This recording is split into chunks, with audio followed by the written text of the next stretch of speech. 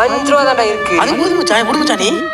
அண்ணே அதே நான் லூடோ அண்ணே. லூடோவாப்பா? இல்ல லூடோ நான் பிரியாணி என்னப்பா இல்ல பிரியாணி நான் பூஸ்ட் இல்ல பூஸ்ட் அட குழப்பத்துல பிறந்தவனே, நீ எல்லாம் படிச்சு ஆளாங்க போறா. 12th அப்படிதான் இருக்குல்ல.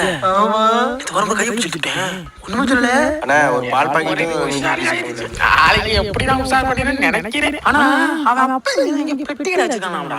செருப்பு பிஞ்சிரும், அது ஏமாடாது.